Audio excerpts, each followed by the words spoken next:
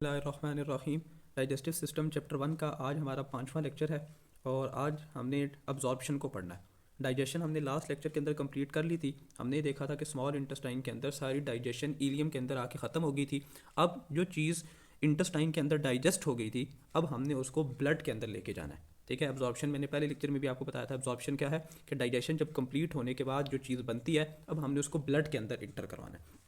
Absorption कैसे होगी? ठीक है, एब्जॉर्प्शन के लिए एक बहुत इंपॉर्टेंट स्ट्रक्चर है जिसको हमने पढ़ना है, उसे हम कहते हैं विलाई। तो पहले हम ये स्ट्रक्चर ऑफ विलस पढ़ते हैं जो आपका टॉपिक 1.6 है, उसके बाद हम ऊपर एब्जॉर्प्शन को देखेंगे। तो विलाई क्या होते हैं? अगर हम इंटेस्टाइन को देखें तो ये हमारे पास एक इंटेस्टाइन है। ठीक है, हमने इंटेस्टाइन को अगर जूम करके देखें, ये हमारी एक आंत है। आंत के अंदर वाली साइड पे आप देखें तो हमें इस तरह बालों जैसे छोटे छोटे स्ट्रक्चर्स नजर आ रहे हैं, छोटे छोटे बाल नजर आ रहे हैं। हमने ये इनको जूम किया हुआ है। ठीक है, छोटे छोटे बालों जैसे स्ट्रक्चर हैं, जिस तरह हेयर्स होते हैं ना, किसी भी एनिमल की स्किन के ऊपर हेयर्स होते हैं, तो ये उस तरह के स्ट्रक्चर्स हैं। और ये जो एक बाल है, इसको हमने जूम करके देख लिया तो ये एक विलाई है, इसको हम कहते हैं विलाई। अब इसकी ज़रूरत क्यों पेश आती है, इसको समझने के लिए ये जो विलाय होते हैं, इनका मेन फंक्शन है कि ये सरफेस एरिया को इंक्रीज़ करते हैं ताकि ज़्यादा एब्जॉर्प्शन हो सके। अब सरफेस एरिया इंक्रीज़ करने का मतलब क्या? मैं आपको एक मिसाल लेता हूँ। सपोज़ करें कि आपके पास ये एक पीस ऑफ क्लॉथ है, ठीक है, एक कपड़ा है, और ये हमारे पास उसी तरह का ये है, हमारे पास है एक टॉवल। आपको पता है कि जिस तरह हम जो घर में टॉवल या तौलिया यूज़ करते हैं, उसके ऊपर ये छोटे छोटे ऐसे प्रोजेक्शंस होती हैं, छोटे छोटे हेयर्स जैसे स्ट्रक्चर्स होते हैं। तो मैं आपसे क्वेश्चन करता हूँ कि ये एक सिंपल क्लॉथ है, सिंपल कपड़ा है, और ये एक टॉवल है जिसके ऊपर छोटी छोटी प्रोजेक्शंस हैं, छोटे छोटे हेयर्स हैं। तो आप अगर अपना मुंह धो के मुंह खुश करने की कोशिश करेंगे तो कौन से पीस से, कौन सी चीज़ से आपका जो मुंह है वो जल्दी खुश होगा? एक है ये सिंपल पीस ऑफ क्लॉथ और एक ये टॉवल जिसके ऊपर छोटे छोटे हेयर्स हैं। तो ऑब्वियसली आपका आंसर होगा कि ये जो टॉवल है, इससे हमारा मुंह जल्दी खुश्क हो जाएगा। क्यों जल्दी खुश्क होगा? क्योंकि ये टॉवल ज़्यादा वाटर एब्जॉर्ब करेगा, ज़्यादा वाटर को एब्जॉर्ब करेगा। ठीक है, अब क्वेश्चन यही है कि ये ज़्यादा वाटर को एब्जॉर्ब क्यों करेगा? इसलिए क्योंकि इसका सरफेस एरिया ज़्यादा है। देखें, ये जो टॉवल, ये जो सिंपल क्लॉथ था, बिल्कुल ऐसे प्लेन था, इसका सरफेस एरिया सिर्फ यहाँ से लेकर यहाँ तक है। लेकिन अगर हम टॉवल को गौर से देखें, ये अगर टॉवल था तो टॉवल पे ऐसे, फिर एक और प्रोजेक्शंस थी, फिर एक और थी, फिर एक और थी। तो ये देखें, ये जो ऊपर नीचे जो इसके ऊपर हेयर्स निकले हुए हैं, यहाँ से देखें, अगर आप इसका एरिया देखें तो यहाँ से शुरू हो रहा है, फिर ऊपर जा रहा है, फिर नीचे आ रहा है, फिर यहाँ जा रहा है, फिर ऐसे ऊपर होते होते, तो इन हेयर्स की वजह से सरफेस एरिया जो होता है वो बहुत बढ़ जाता है। तो ये जो विलाई हैं, सेम इसी तरह जिस तरह ये टॉवल ने ज़्यादा वाटर को एब्जॉर्ब किया था, सेम इसी तरह इंटेस्टाइन के अंदर हमारे ये छोटे छोटे हेयर्स हैं, ये वाले, ये हेयर्स क्या करते हैं? ज़्यादा से ज़्यादा खुराक को एब्जॉर्ब करते हैं ताकि खुराक बहुत अच्छे से, जो हमने फूड डाइजेस्ट कर लिया, उसकी एब्जॉर्प्शन में हमें आसानी हो। अब इसका स्ट्रक्चर पढ़ लेते हैं, तो इसको रीड करते हैं। वो कहता है कि विलाय कहाँ होते हैं? स्मॉल इंटेस्टाइन के होते हैं। ये कवर होते हैं सिंपल कॉलमनर एपिथेलियम से। बस आपने इसको ज़्यादा डिटेल में नहीं याद रखना कि ये जो इनकी एपिथेलियम होती है, जो इनकी कवरिंग होती है, ये सिंपल कॉलमनर होती है। अब इस विलाय के अंदर क्या होता है, अगर हम यहाँ देखें ज़रा डिटेल के अंदर, तो देखें आपने 3 स्ट्रक्चर्स याद रखने हैं जो विलाय के अंदर हैं। पहले हम यहाँ से रीड करते हैं। विलाय के अंदर क्या है? एक ब्लड कैपिलरी नेटवर्क है और एक लिम्फ कैपिलरी है जिसे हम कहते हैं लैक्टियल। ये देखें अगर डायग्राम में, ये आपको नज़र आ रहा है यहाँ से, ये एक ब्लड की कैपिलरीज है, ये जो मैंने रेड कलर में मार्क कर रहा हूँ, और ये दरमियान में जो येलो लाइन नज़र आ रही है आपको, ये वाली, इसको हम कहते हैं लैक्टियल। तो 2 चीज़ें आपने याद रखनी है जो कि एब्जॉर्प्शन करने में मदद देंगी। इसके अलावा ये जो हमारे पास विलाय होते हैं, इनके साथ साथ ये छोटे से क्रिप्ट्स बने होते हैं। यानी छोटा सा क्रिप्ट्स का मतलब है छोटे छोटे गड्ढे। तो ये क्रिप्ट्स क्या करते हैं? इनके अंदर ग्लैंड्स होते हैं, हमने ग्लैंड्स का फंक्शन पढ़ लिया। ये कुछ सिक्रीशंस वगैरह प्रोड्यूस करते हैं। इसके अलावा क्रिप्ट्स के अंदर स्टेम सेल्स होते हैं। स्टेम सेल्स क्या चीज़ें होती हैं? स्टेम सेल ऐसा सेल होता है जो कि जब ऊपर वाले विलाय के सेल्स टूट के जब अपनी एज पूरी करके गिर जाते हैं, तो ये स्टेम सेल से नए सेल्स जनरेट होते हैं। ठीक है, तो स्टेम सेल ऐसा सेल है जिससे दूसरे सेल्स जनरेट होते हैं। तो क्रिप्ट के 2 फंक्शन हमने पढ़ लिए, एक तो इसके अंदर ग्लैंड्स होते हैं और एक इसके अंदर स्टेम सेल्स होते हैं जो कि दूसरे सेल्स को प्रोड्यूस करते हैं। इसके अलावा सबसे इंपॉर्टेंट फंक्शन क्या है? Increase the surface area for the absorption, जिसको अभी हमने डिटेल में पढ़ लिया कि ये सरफेस एरिया बढ़ाते हैं ताकि ज़्यादा से ज़्यादा एब्जॉर्प्शन हो सके। इसके अलावा इसके अंदर गोबलेट सेल्स भी होती हैं। गोबलेट सेल्स कौन से सेल्स हैं? जब भी आप ये नाम देखेंगे तो आपने याद रखना है, गोबलेट सेल्स म्यूकस प्रोड्यूस करते हैं, म्यूकस बलगम को कहते हैं। और ये जो म्यूकस है, ये एक प्रोटेक्टिव म्यूकस की लेयर बना लेता है इंटेस्टाइन के अंदर। हमने पहले लेक्चर में भी देखा कि हमारा पूरा जो जीआईटी ट्रैक्ट है, उसके अंदर एक म्यूकस की प्रोटेक्टिव लेयर होती है। तो ये हमने विलस का स्ट्रक्चर पढ़ लिया। अब हम एब्जॉर्प्शन को देखते हैं। वो कहता है कि एब्जॉर्प्शन जो है, ठीक है, कि स्मॉल इंटेस्टाइन के अंदर मैनी फिंगर लाइक प्रोजेक्शंस होती हैं। ठीक है, हेयर लाइक, फिंगर लाइक, जिस तरह उंगलियां होती हैं उस तरह की प्रोजेक्शन का मतलब क्या है? कि कोई चीज़ ऐसे ऊपर निकली हो, इसको हम कहेंगे प्रोजेक्शन। उन्हें हम नाम देते हैं विलाय का। अब जो भी चीज़ें हमने बनाई थी वो उसने इस विलस के ज़रिए एब्जॉर्ब होना था। ठीक है, विलस के ज़रिए एब्जॉर्ब होना था। यहाँ भी अब जो भी चीज़ें होंगी, यहाँ देखें, ये इंटेस्टाइन के अंदर इस जगह पे जो भी चीज़ें हैं वो यहाँ विलस के अंदर से एब्जॉर्ब होके ब्लड के अंदर चली जाएंगी।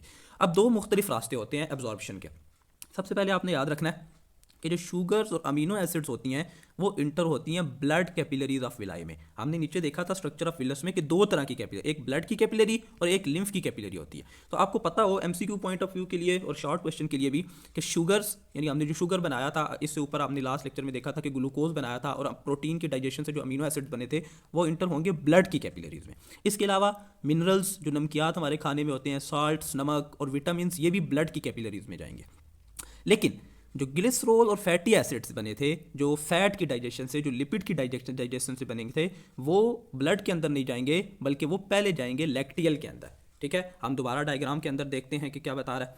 देखें, इस डायग्राम में मैंने आपको बताया था कि एक तो ब्लड की कैपिलरी है, एक ब्लड की कैपिलरी है जो ये ऑरेंज कलर की जा रही है और फिर यहाँ से ये ब्लू से कलर की आ रही है, और एक दरमियान में येलो कलर की जो है वो लिम्फ की कैपिलरी है। तो ब्लड की कैपिलरीज में क्या क्या चीज़ें हमने पढ़ी, शुगर्स, विटामिन, अमीनो एसिड, वो सारे ब्लड में जाएंगे। लेकिन ग्लिसरॉल और फैटी एसिड आपने याद रखना है कि ग्लिसरॉल, जो चीज़ें लिपिड से बनती हैं, ग्लिसरॉल प्लस फैटी एसिड्स, ये ब्लड के अंदर नहीं जाएंगे, बल्कि ये लैक्टियल में जाएंगे, जो कि लिम्फ की कैपिलरी है।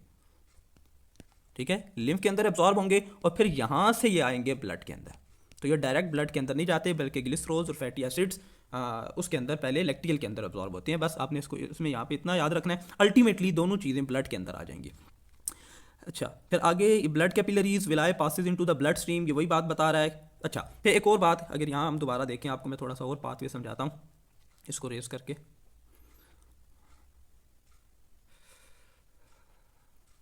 अच्छा, ये हमारा था स्टमक, हमने स्टमक को डिटेल के अंदर पढ़ लिया। ठीक है, ये हमारा ड्यूडिनम था, फिर ड्यूडिनम से आगे ये स्मॉल इंटेस्टाइन यूँ जा रही थी।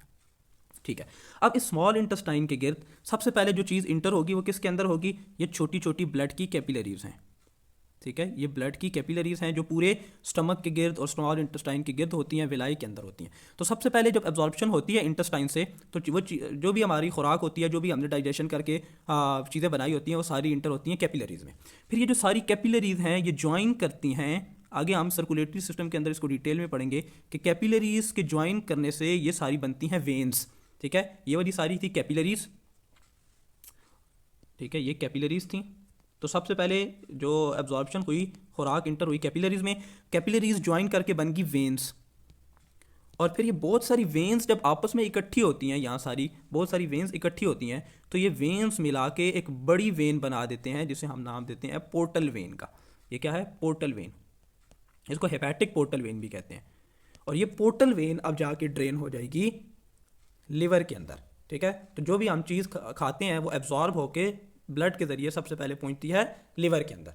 तो ये अगली 3-4 लाइंस के अंदर आपको ये बता रहा है कि सबसे पहले कैपिलरीज थी, कैपिलरीज ने मिलके क्या बनाई, वेन्स बनाई, और फिर वो ये सारी वेन्स, ये सारी जो वेन्स थी, इन सब ने मिलके एक बड़ी वेन बना दी जिसे हेपेटिक पोर्टल वेन कहते हैं। और ये हेपेटिक पोर्टल वेन जो भी हमने खाया वो सब को लेके पहुंच जाएगी लिवर के अंदर। ये तो हमने पढ़ लिया स्मॉल इंटेस्टाइन के अंदर डाइजेशन। तो मोस्टली जो एब्जॉर्प्शन तो जो मोस्टली एब्जॉर्प्शन होती है ज़्यादातर चीज़ों की, वो होती है स्मॉल इंटेस्टाइन के अंदर। लार्ज इंटेस्टाइन में थोड़ी सी चीज़ों की एब्जॉर्प्शन होती है, याद रखना, एक वाटर की और सम विटामिन की। इसके अलावा जितने प्रोटीन्स, अमीनो एसिड, ये सारी चीज़ें थी वो सारी स्मॉल इंटेस्टाइन में एब्जॉर्ब हो गई। लार्ज इंटेस्टाइन के अंदर सिर्फ दो चीज़ें एब्जॉर्ब होती हैं, वाटर और विटामिन। नेक्स्ट आ जाता है एसिमिलेशन। इसके अंदर कोई नई चीज़ नहीं है, हमने पहले भी पढ़ ली कि जो चीज़ एब्जॉर्ब हो गई अब वो ब्लड के अंदर जाएगी, ब्लड उनको लेके जाएगा बॉडी के डिफरेंट सेल्स के पास। ठीक है, और क्या चीज़ें लेके जाएगा, खुराक में क्या क्या था, ग्लूकोज था, अमीनो एसिड था और फैट था।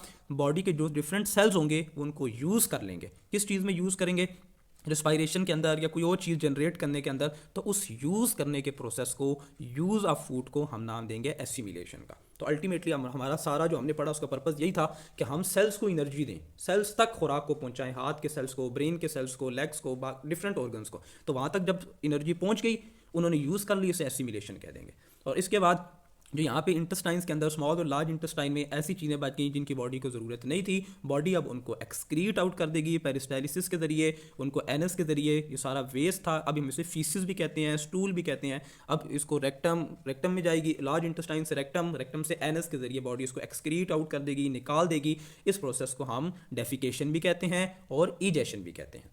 तो यहाँ तक हमने एब्जॉर्प्शन को पढ़ लिया, फालतू चीज़ें जो बची थी बॉडी ने उसको एक्सक्रीट आउट कर दिया, उसे हमने डेफिकेशन कह दिया। अब रोल ऑफ लीवर हमने देखना है, लीवर जिगर को कहते हैं। यहाँ हमने देखा कि जो भी चीज़ें एब्जॉर्ब हुई सबसे पहले वो चीज़ें पहुँची लीवर के पास। अब लीवर का रोल क्या है, एक रोल तो हमने पहले पढ़ लिया कि लीवर बाइल को बनाता है। बाइल क्या थी, इसका फंक्शन क्या था, अगर आपने लास्ट लेक्चर्स लिए हैं तो आपको पता होगा, इमल्सिफिकेशन। इमल्सिफिकेशन क्या होती है कि लार्ज फैट के ग्लोब्यूल्स जो हमारी खुराक में होते हैं उनको बाइल तोड़ तोड़ के छोटे ग्लोब्यूल्स के अंदर कन्वर्ट कर देती है।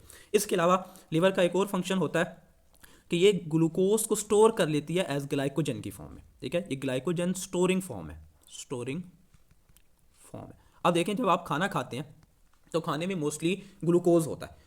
वो ग्लूकोज जो बॉडी को ज़रूरत है वो ग्लूकोज तो सेल्स के पास चला जाता है या ब्लड के अंदर रहता है, लेकिन जो एक्सेस ग्लूकोज है जो अभी हमारी बॉडी को ज़रूरत नहीं है, लिवर उसको ब्लड के अंदर नहीं रह जाने देता, बल्कि उसको अपने पास स्टोर करके संभाल लेता है ताकि बाद में जब ज़रूरत होगी तब हम उसको यूज़ करेंगे। तो वो जो उसको स्टोर करता है वो ग्लूकोज को स्टोर कर लेता है ग्लाइकोजन की फॉर्म में अपने पास।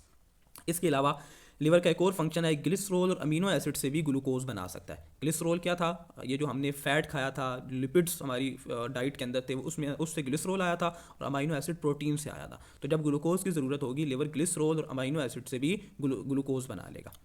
इसके अलावा liver remove amino acid from amino group sorry. अच्छा, तो आपने अगर अमीनो एसिड का स्ट्रक्चर देखा हो, अमीनो एसिड के स्ट्रक्चर में एक NH2 होता है, 9th क्लास में भी आपने पढ़ा है, अमीनो ग्रुप। एक कार्बोक्सिल ग्रुप होता है इस तरफ और एक अमीनो ग्रुप होता है। तो लीवर का एक फंक्शन ये है कि ये अमीनो एसिड के अंदर से ये जो अमीनो ग्रुप होता है इसको रिमूव करता है, इसे हम कहते हैं डी अमाइनेशन। इसके अलावा लीवर का एक फंक्शन ये होता है कि ये अमोनिया को यूरिया के अंदर कन्वर्ट करता है। अमोनिया जो है वो एक वेस्ट प्रोडक्ट है, हमारी बॉडी के अंदर एक वेस्ट प्रोडक्ट प्रोड्यूस होता है, इसको बॉडी से निकालना ज़रूरी होता है। लेकिन क्योंकि ये अमोनिया इस फॉर्म में एक्सक्रीट आउट नहीं होता, ये वाटर के अंदर डिजोल्व नहीं हो सकता, तो लिवर इसको पहले यूरिया में कन्वर्ट करता है और फिर यूरिया हमारे यूरिन के जरिए बॉडी से एक्सक्रीट आउट हो जाता है। इसके अलावा नेक्स्ट इंपॉर्टेंट फंक्शन है प्लाज्मा प्रोटीन्स। हमारे ब्लड में बहुत से इंपॉर्टेंट प्रोटीन्स होते हैं, उन प्रोटीन्स को भी लिवर बना रहा होता है। इसके अलावा ओल्ड रेड ब्लड सेल्स को भी ये डिस्ट्रॉय करता है। आपको पता है कि हमारे जो रेड ब्लड सेल्स हैं उनकी एज होती है 120 डेज़। 120 डेज़ के बाद रेड ब्लड सेल्स को डिस्ट्रॉय करना होता है, उनको ख़त्म करके मार देना होता है। तो लिवर इनकी डिस्ट्रक्शन में भी अपना रोल प्ले करता है। इसके अलावा ये जो फैट सोल्यूबल विटामिन हैं, विटामिन A, D, E और K, इसके अलावा जो विटामिन होते हैं जिस तरह C है या और दूसरे विटामिन हैं वो वाटर सोल्यूबल हैं, तो वो तो कहीं भी स्टोर हो जाते हैं, लेकिन वो तो ब्लड के अंदर भी रह सकते हैं। लेकिन जो फैट सोल्यूबल विटामिन हैं जो चर्बी के अंदर डिसॉल्व होते हैं, लिवर उनको स्टोर करता है। इसके अलावा लिवर आयरन को भी स्टोर करके रखता है अपने पास। तो यहाँ हमारा लेक्चर 5 अपने इख्तिताम को पहुँचा। उम्मीद है आपको समझ आ गई होगी। नेक्स्ट लेक्चर के अंदर हम जो डिसऑर्डर्स हैं GIT के उनको देखेंगे और हमारा चैप्टर 1 कंप्लीट हो जाएगा।